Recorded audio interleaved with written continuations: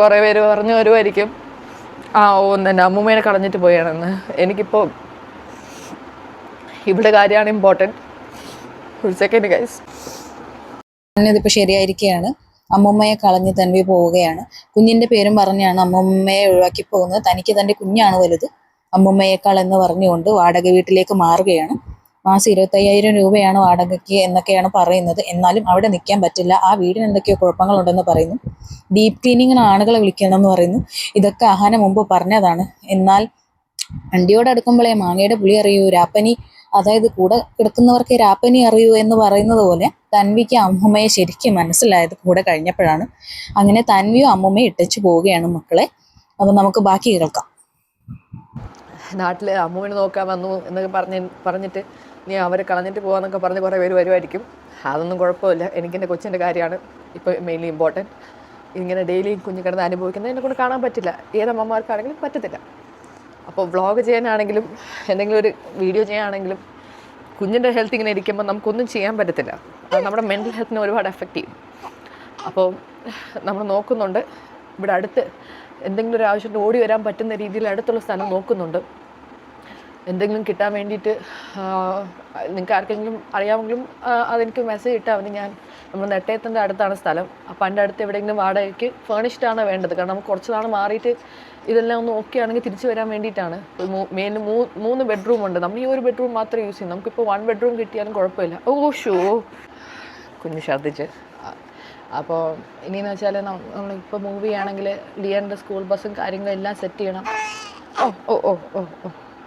അങ്ങനെ ഒരുപാട് കാര്യങ്ങളുണ്ട്. അപ്പോൾ അതെല്ലാം ഒന്ന് നോക്കണം. അപ്പോൾ നമ്മുടെ പ്ലാൻ ഇതാണ്. 2 ദിവസം മാറി നിന്നിട്ട് എന്താണ് അവസ്ഥ എന്ന് നോക്കണം. എന്തായാലും വീട്ടോടെ നമ്മൾ ഒരാളെ ഏൽപ്പിച്ചിട്ടുണ്ട്. അവർ അത്യാവശ്യം നല്ലവരാണ്, അവരുടെ കാര്യങ്ങളൊക്കെ നോക്കുന്നുണ്ട്. പിന്നെ ഇതിപ്പോൾ എങ്ങനെയാണെന്ന് ചോദിച്ചാൽ എനിക്ക് അറിഞ്ഞുകൂടാ. ഇവർക്ക് ഇത്രയും പ്രശ്നമാകുമെന്ന് ഞാൻ ഒട്ടും പ്രതീക്ഷിച്ചില്ല. ഇത് ഒട്ടും അൺഎക്സ്പെക്റ്റഡ് ആയിട്ടൊരു കാര്യമായിപ്പോയി. എനിക്കാണെങ്കിൽ നമുക്കൊരിക്കലും നമ്മുടെ കുഞ്ഞുങ്ങളുടെ ഹെൽത്ത് എഫക്റ്റ് ചെയ്യുന്ന രീതിയിൽ ഒരു കാര്യങ്ങളും ചെയ്യാൻ പാടില്ലല്ലോ. അതുമാത്രമല്ല ഇപ്പോൾ ഇവയ്ക്കിങ്ങനെ വന്നു. ഇനി ലിയാനൊന്നും വരാത്ത എൻ്റെ ഭാഗ്യം. എനിക്കറിയത്തില്ല. ഇവിടെ വന്നിട്ട് എനിക്ക് കോൾഡും കോഫും ഒക്കെ ഇച്ചിരി കൂടുതലാണ്. ബട്ട് എൻ്റെ കാര്യം പോട്ടെ, എന്തെങ്കിലും ആവട്ടെ. പക്ഷേ കുഞ്ഞിൻ്റെ കാര്യം വളരെ കഷ്ടമായിട്ടുള്ള സിറ്റുവേഷനാണ്. ഇവൾ ഒരുപാട് അനുഭവിക്കുന്നുണ്ട്. അതിൻ്റെ ആവശ്യമില്ല. ഈ കുഞ്ഞങ്ങനെ അനുഭവിക്കേണ്ട ആവശ്യമില്ല. സോ നമ്മൾ നോക്കുന്നുണ്ട്. മൂവ് ചെയ്യാനുള്ള പരിപാടികൾ ചിലപ്പോൾ നോക്കേണ്ടി വരും. അടുത്ത് തന്നെ മൂവ് ചെയ്യുന്നത് എന്തൊരാവശ്യത്തിനും നമ്മളടുത്ത് കാണും. പക്ഷേ കൊച്ചിൻ്റെ ഹെൽത്താണ് ഫസ്റ്റ്. അവളുടെ ഹെൽത്ത് കഴിഞ്ഞിട്ട് എന്തുള്ളൂ എനിക്ക്. അപ്പോൾ അവൾക്ക് 3.5 മാസമേ ആയിട്ടുള്ളൂ. അപ്പോൾ അവൾക്ക് ഇത്രയും ഇങ്ങനെ വരുമ്പോഴത്തേക്ക് നമുക്ക് കാണുമ്പോൾ വിഷമം കാണും. അപ്പോൾ ഇതാണ് എൻ്റെ ഇപ്പോഴത്തെ അപ്ഡേറ്റ്. വേറെ നമുക്ക് ഇപ്പോൾ ഒരുപാട് അമ്മമ്മയ്ക്ക് പോസിറ്റീവ് ഉള്ളത് അതൊക്കെ നമുക്ക് ഞാൻ സത്യം പറയില്ല, പണ്ട് തൊട്ടേ എല്ലാം ഉള്ളതാണ്. അമ്മമ്മയ്ക്ക് ഇപ്പോൾ ഒരു 10% കൂടിയെന്നേ ഉള്ളൂ. അപ്പോൾ എനിക്കതൊക്കെ അഡ്ജസ്റ്റ് ചെയ്യുന്നൊരു കുഴപ്പമൊന്നുമില്ലായിരുന്നു. പക്ഷേ കുഞ്ഞിനിങ്ങനെ ഇതാവുന്നത് വല്ലാത്തൊരു സിറ്റുവേഷനാണ്. ഇവളാണെങ്കിൽ അതും എൻ്റെ കയ്യിൽ മാത്രമേ ഇരിക്കും, ഇവിടെ ആരുടെ കയ്യിലും പോകുന്നില്ല. ഞാൻ കഴിഞ്ഞ വീഡിയോയിൽ കണ്ടു കാണാം അവൾ എന്താ ഹാപ്പി ആയിട്ടുള്ള ഒരു ബേബി ആണെന്ന്. ഇപ്പോൾ ഇതിങ്ങനെ കാണുമ്പോഴത്തേക്കും ഒരു ഹാർഡ് സിറ്റുവേഷൻ ആണ്. അത് മാത്രമല്ല ഇപ്പോൾ യോജിയുടെ അല്ല എറണാകുളത്ത് ഒരു ഇൻ്റർവ്യൂയുടെ കാര്യങ്ങൾ പോയേക്കും. ഇപ്പോൾ നമ്മൾ വാടക വീടും മാറുകയാണെങ്കിൽ അത് മാത്രമല്ല ഇപ്പോൾ ഇവിടുത്തെ വീട്ടോടെ നിൽക്കാൻ ജോലിക്കാരുടെ ചിലവ് കാണും. ഒരു മാസമൊക്കെ നിൽക്കുമ്പോൾ ബിറ്റ്വീൻ 22,000 to 25,000 വരുന്നത്.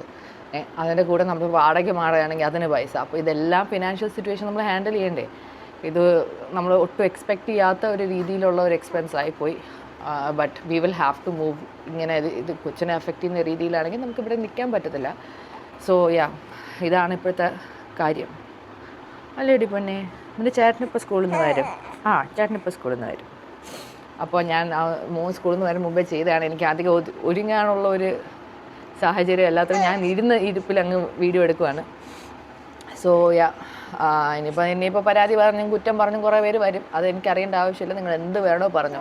എൻ്റെ കുഞ്ഞിൻ്റെ ഹെൽത്ത് ആണെങ്കിൽ ഇപ്പോൾ ഇമ്പോർട്ടൻറ്റ്. ഇങ്ങനെ ആ കൊച്ചിന് ഇത്രയും പ്രശ്നമാവുന്ന ആരും പ്രതീക്ഷിക്കാത്ത ഒരു കാര്യമാണ്. സോ നമ്മൾ നോക്കണം. ഇവിടെ തൊട്ടടുത്ത് ഏതെങ്കിലും സ്ഥലം നോക്കണം. ഇതാണ് ഇപ്പോഴത്തെ update guys. So until next time എന്തെങ്കിലും ഒരു കാര്യം തീരുമാനമാവുന്നവരെ. പിന്നെ റീസൺ എന്ന് വെച്ചാൽ ഇവിടുത്തെ എന്താണെന്ന് എനിക്കറിയത്തില്ല.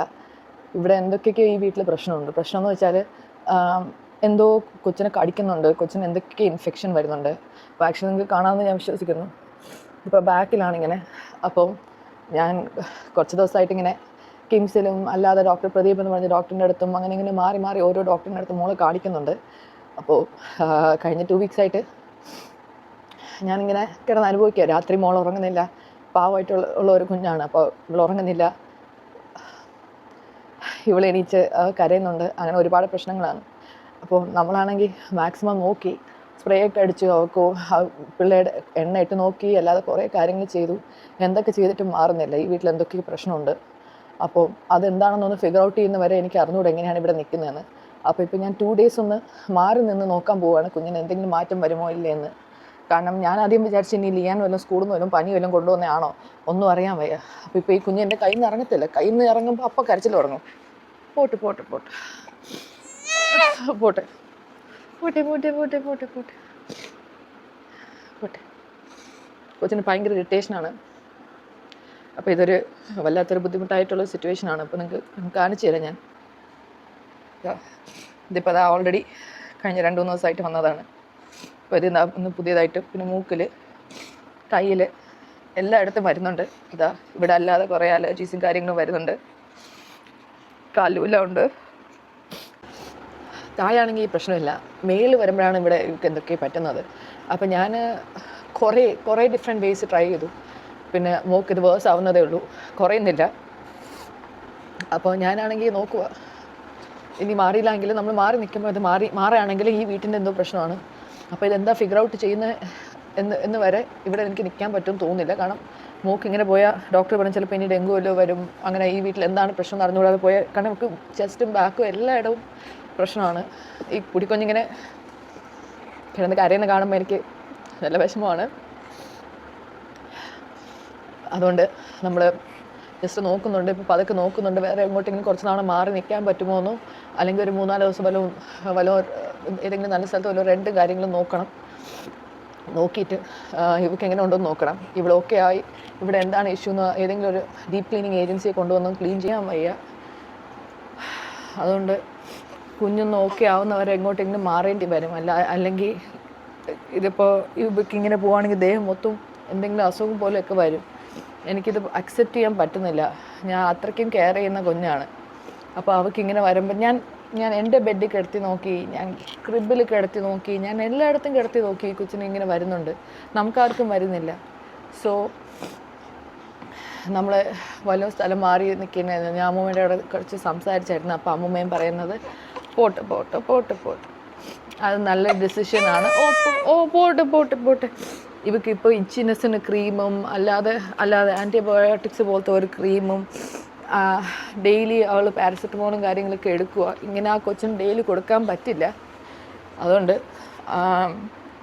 നമ്മൾ മാറുന്ന കാര്യങ്ങൾ നോക്കുന്നുണ്ട്. ഈ കൊച്ചു നോക്കിയാവുന്ന വരെ ഇനി അടുത്ത